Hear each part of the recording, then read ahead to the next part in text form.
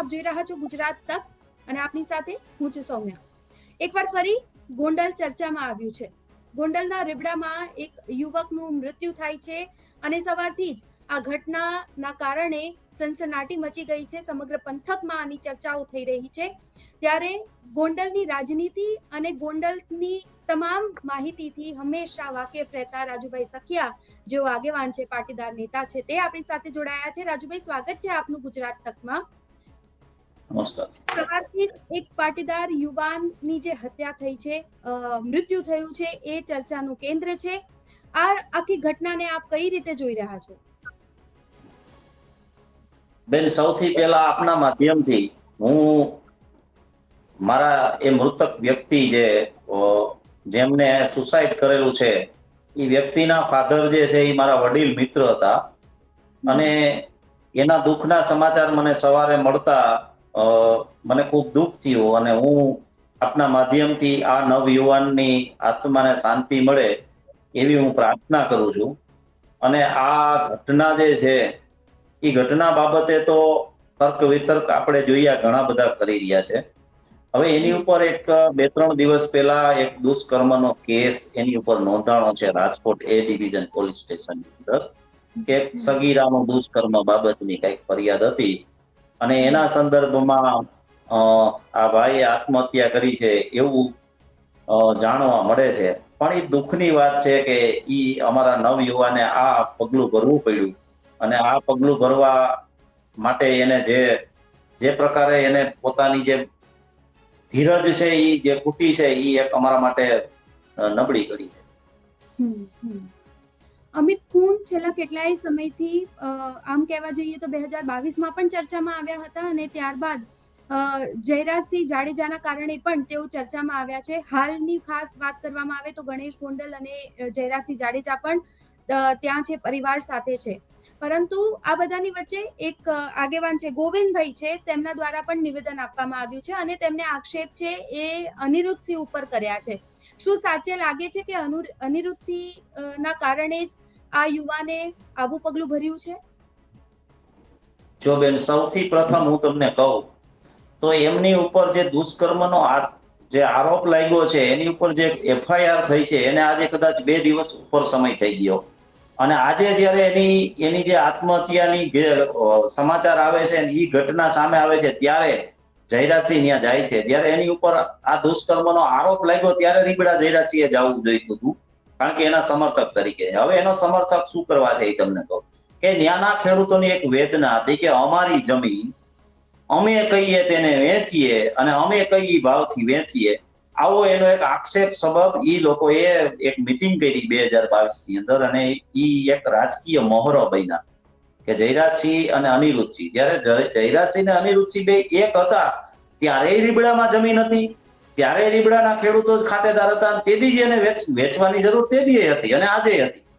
તો આ જમીન વેચવી, ખનીજ ચોરી થાવી, આવા બધા મુદ્દાસર ઈ લોકો એકત્રિત થયા અને એમાં અમિતભાઈ જેવા ઘણા બધા મારા મિત્રો જેને હું વ્યક્તિગત ઓળખું છું, કારણ કે સર્વપ્રથમ હું તમને ચોખવટ કરી દઉં કે અનિરુદ્ધસિંહની ગેરકાનૂની સજા માફી સામે હું વર્ષોથી લડાઈ કરું છું. મતલબ 2018થી હું એની સામે લડાઈના મેદાનમાં 2015થી છું વ્યક્તિગત અનિરુદ્ધસિંહની સામે.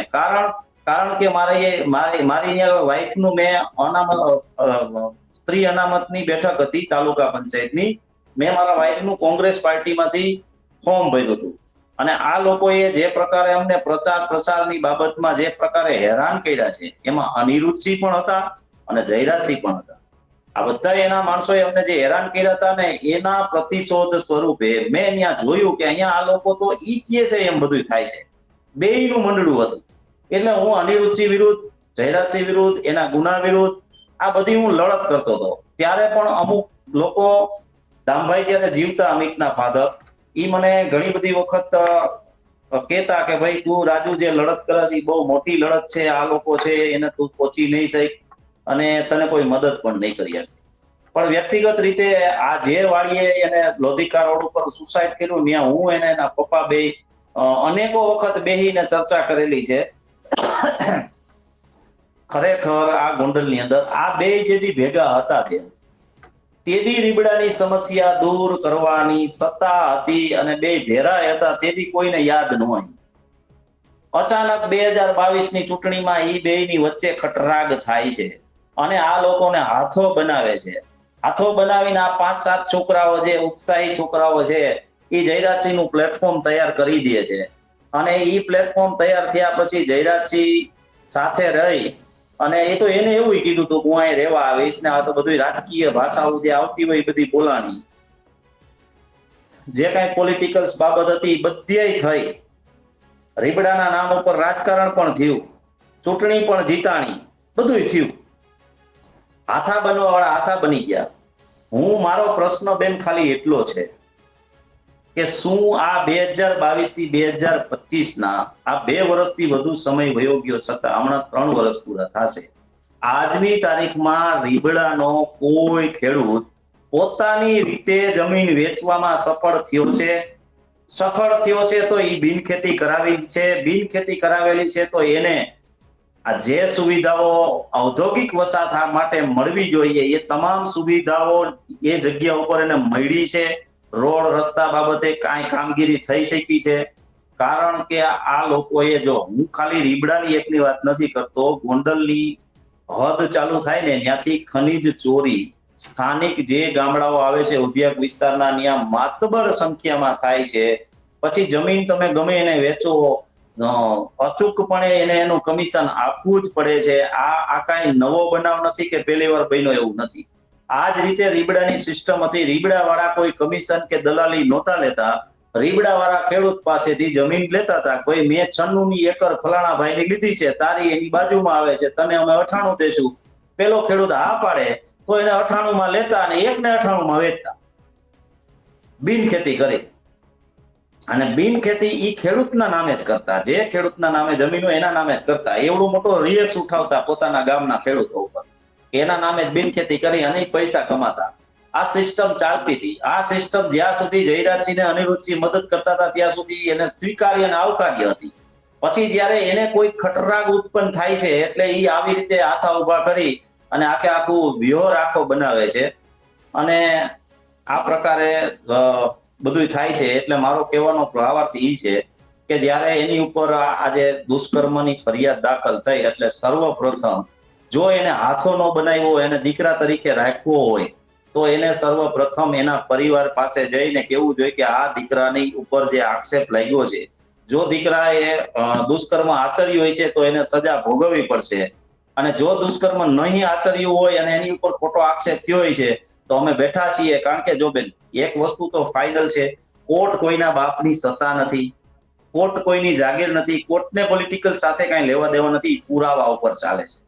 તો પુરાવા મહત્વપૂર્ણ હોય છે.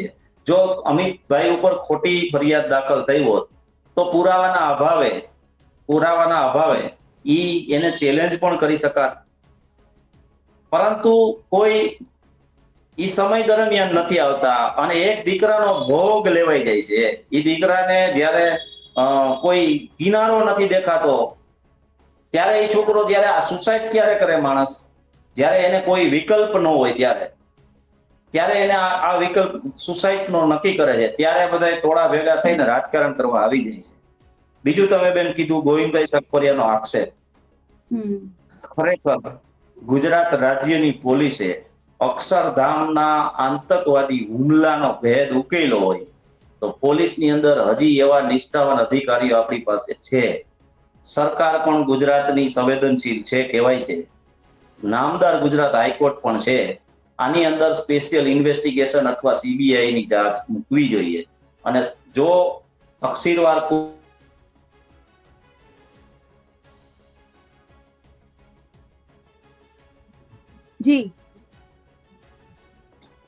તકસીરવાર કોઈ પણ હોય તો એની સામે ચોક્કસ કાર્યવાહી થવી જોઈએ. રહી વાત રીબડા અનિરુદ્ધસિંહની, તો એક મારી જાતનો અનુભવ તમને કહું કે આમ તો ગુનાહિત ઇતિહાસ તો એનોય કઈ ઓછો નથી અને નાનો નથી. આ ગુનાહિત જે ગોંડલની અંદર જે તમે કેમેરાની કેદમાં જે થાય છે ને, એ બધું જે સિલેબસ છે એ પોરબંદર થી આવેલું છે. અને એનું જે શું કહેવાય આપણે કોચિંગ ક્લાસ હા. રીબડાની અંદર હતા. જે અસામાજિક તત્વો છે એ રીબડાના ફરમામાં ઢળેલા છે, એની ભાષા બોલે છે, એની કામગીરી કરે છે, એટલે એ રીબડાથી જ બધા શિક્ષિત અને પ્રશિક્ષિત થયેલા છે આ બાબતમાં. પરંતુ અનિરુદ્ધસિંહ ના વિવાદ પછી એક વ્યક્તિ જે અમારા રિલેટિવ હતા એમને અનિરુદ્ધસિંહને, એમના ફાધરને, જિલ્લા કલેક્ટર સાહેબને બેફામ ગાળો દીધેલી હતી. અને ઈ બેફામ ગાળો દીધેલી બાબત ઈ ભાઈ નશાની હાલતમાં બીજી વ્યક્તિને આપે છે. બીજી વ્યક્તિ વિડીયોમાં મીડિયાના માધ્યમથી વાયરલ કરે છે. ઈ આખે આખી રીબડા વાળાના જે કઈ એમને કહેવાય ને પેલી એની ધાક, એ ધાકને પડકારી અને ખડબડભૂસ કરી નાખે. ઈ પ્રકારની એની જે લેંગ્વેજ છે એ લેંગ્વેજ એવી કર્યા હોવા છતાં એમના પરિવારજનોનું સિંગલ અપીલથી કે ભાઈ હવે અનુભાઈ અમારે તમારી પાસેથી ક્લીન ચીટ જોઈ છે કે ભાઈ અમારા જે મુકેશ પ્રત્યે તમે કાંઈ રાગ દ્વેષ નથી રાખતા. અનિરુદ્ધ એવું કહે છે કે ભાઈ રાજુભાઈ સખિયાને પણ ગાળો દીધી છે, બીજા એક ભાઈને પણ દીધેલી છે અને કલેક્ટર સાહેબને પણ દીધેલી છે. તો આ માણસે સર્વપ્રથમ એ ત્રણેયની માફી માંગો, મને કઈ રાગ દ્વેષ નથી, એને જે સૂઝ્યું તે કરી. આ હમણાંના તાજેતરના સમયની અંદર આવી રીતે એક વ્યક્તિને માફ કરેલો છે એ જગ જાહેર છે. એટલે અમિતભાઈએ કોઈ અનિરુદ્ધસિંહને ગાળ નથી દીધી, અનિરુદ્ધસિંહનું કોઈ આર્થિક નુકસાન નથી કરેલું, કે અનિરુદ્ધસિંહને એટલી હદે નીચા ચિતરી નથી નાખ્યા કે જેથી. અને અમિતભાઈ કોઈ પોલિટિકલ વ્યક્તિ નથી, સામાન્ય ખેડૂતનો દીકરો હતો. દામભાઈ મારા ખાસ અંગત મિત્ર હતા. થોડી જે કઈ આ ભૂલ ચૂક જે થઈ છે, કદાચ જો એની ઉપર આરોપ લાગ્યો છે એ સાચો હોય છે, તો એ ભૂલ ચૂકના કારણે આ જીવ ગુમાવવો પડ્યો એટલા માટે કે ભાઈ પોલિટિકલ હાથા બનાવી ગઈ હોય અને પછી ત્યાંથી પ્રોત્સાહન જે મળવા પાત્ર હોય મળ્યું ન હોય અને આપને કિનારો દેખાય નહીં, ત્યારે આવા મોડ ઉપર આવે છે. પરંતુ હું સમાજને બે હાથ જોડીને વિનંતી કરીશ કે રાજકીય આવા બાહોબલીઓ જ્યારે પોતાના વર્ચસ્વની લડાઈ લડતા હોય ત્યારે આપણે હાથા ન બનવું જોઈએ અને હથિયાર બનવું જોઈએ. અને હથિયાર બનવામાં તે દિવસે પણ હું રીબડા વાળાઓને કહેતો હતો અને આજે પણ કહું છું કે તમારે તમારી જમીન, તમારા બાપ દાદાની જમીનને જો તમારા હાથે વેચવી હોય, તમારે જ બધું કરવું હોય, તો તમારા માટે તમારે લડવું પડે. કોઈ તમારા માટે લડી નહોતી.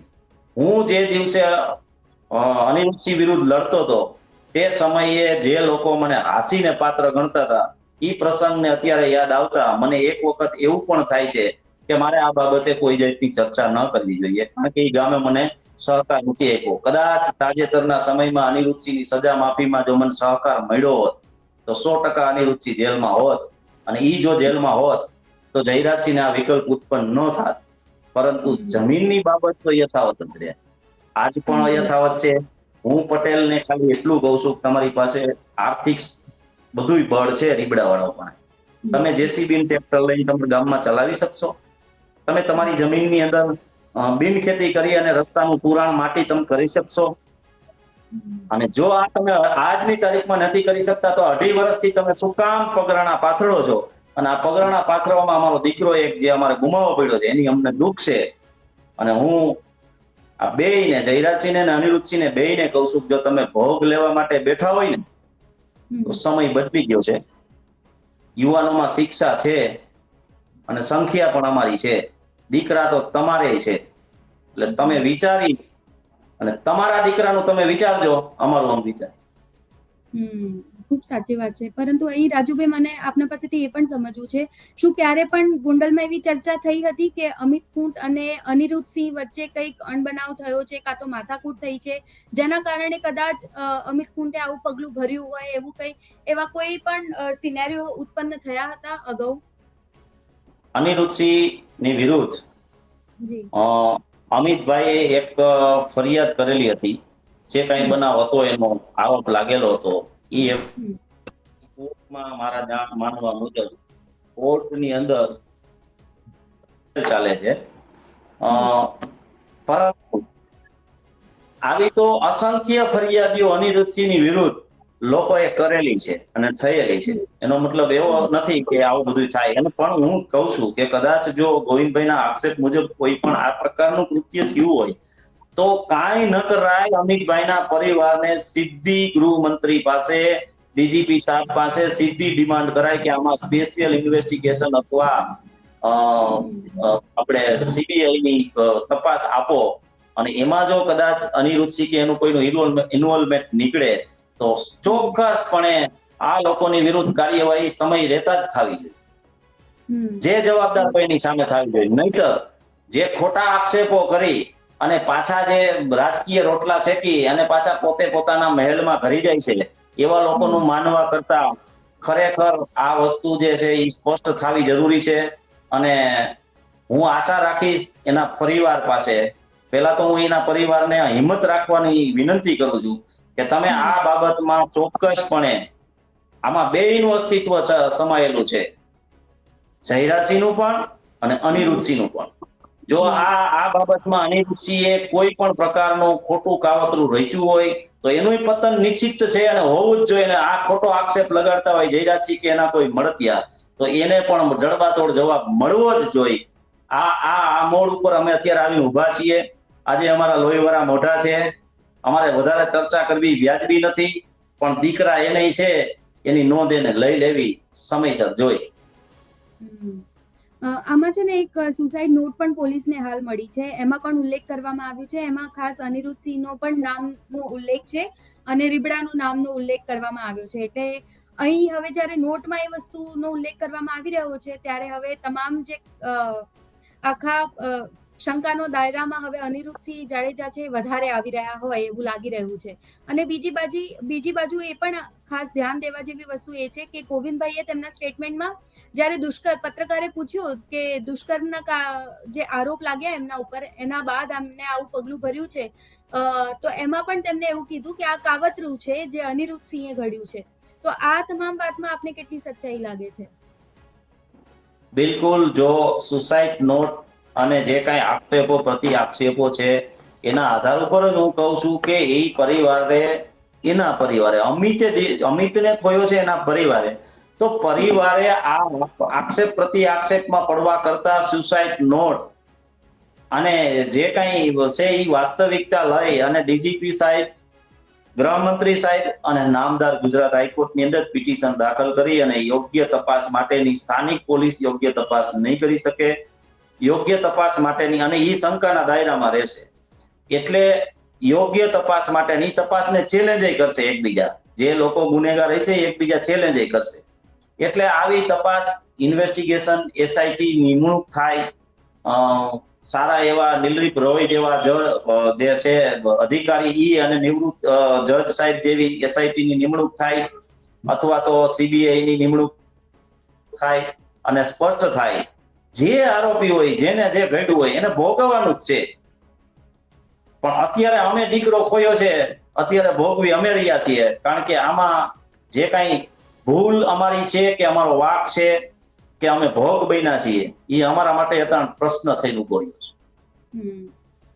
છેલ્લો સવાલ રાજુભાઈ, મારે એ જાણવું છે કે શા માટે ગોંડલમાં તમામ જે ગુનાહિત પ્રવૃત્તિઓ છે એ વધી રહી છે? શા માટે આટલો જે રેશિયો છે ક્રાઇમનો એ હવે ગોંડલમાં વધતો જઈ રહ્યો છે? અવારનવાર ત્યાંથી અનેક એવા કિસ્સાઓ પ્રકાશમાં આવી રહ્યા છે જે ખૂબ જ ચોંકાવનારા હોય છે. બેન, ગોંડલમાં આવા કિસ્સાઓ વારંવાર બનતા રહ્યા છે, પણ ખરેખર વાસ્તવિક એ છે કે આપ સર્વ મીડિયા કર્મીઓના કેમેરાની દિશા અમારી તરફ થઈ છે, એટલે પારદર્શક થાય છે.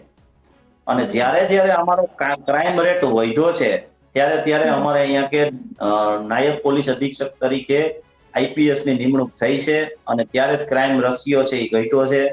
હું તમને તમારા માધ્યમથી કહીશ કે અમારા ગોંડલની અંદર એક સમય હતો 1985-88 ના સમય દરમિયાન એક વર્ષ માટે ઝીરો ક્રાઇમ અમારા લક્ષ્મણભાઈ ચાવડા કરીને હતા, જે પીઆઈ અમારા ગોંડલના, એમને કરેલો હતો, અને ગુજરાત સરકારે એને એ બાબતે પુરસ્કાર પણ આપેલો છે. અને એક કાનૂન નામની બુક છે, એ બુકની અંદર જે આપણા જીવરાજ મહેતા ભવનમાંથી જે બુક છે એનું ડ્રાફ્ટિંગ થતું હતું, એ બુકની અંદર ગોંડલના કિસ્સાઓ અને ગોંડલનો 0% ક્રાઇમ કેવી રીતે થયો એની આખી વાસ્તવિકતા ઇતિહાસ લખેલો છે. અમારે એવા લક્ષ્મણ ચાવડા જેવા અધિકારીઓ અમને આપશે ને એટલે 100% થઈ જશે. આજે આપણી વચ્ચે લક્ષ્મણભાઈ ચાવડા નથી, પરંતુ એ શું કામ નથી એ પણ એક કારણ છે જે આપને મીડિયાથી હું વિનંતી કરું છું આપ મીડિયાઓને કે લક્ષ્મણભાઈ ચાવડાનો ઇતિહાસ પણ પ્રજા સામે લાવો, જેથી કરીને બીજા અધિકારીઓને પ્રેરણા મળે અને અધિકારીઓ પોતાની ફરજ નિષ્ઠાપૂર્વક નિભાવી શકે. એવી આવી બધી વિનંતીઓ અમે તમારાથી કરીએ છીએ. અમારી પાસે બીજા કોઈ સંસાધનો નથી. આપ મીડિયા જ અમારા ભગવાન છો એમ કહી તો કહેવાય. ગોંડલના મીડિયા જે નિષ્પક્ષ અને નિડરતાથી જે અમને જે ભોગ બનનારના પરિવાર છે એ જે કાયદાની પરિભાષામાં જે કરશે ને એ જ આપણા માટે શિરોમાન્ય રહેશે. એટલે બીજું તો હવે અમે અત્યારે શું કહીએ બેન, આ વાસ્તવિકતા છે. બિલકુલ. Thank you so much Rajubhai, આપ અમારી સાથે જોડાયા અને તમામ માહિતી શેર કરી તે બદલ ખૂબ ખૂબ આભાર આપનો. તો હવે અમિત ખૂંટના મૃત્યુ મામલે હવે શું વળાંક આવે છે અને શું ખુલાસાઓ થાય છે તે જાણવા માટે આપ જોડાયેલા રહો ગુજરાત તક સાથે. અત્યારે બસ આટલું જ. ફરી મળીશું. નમસ્કાર.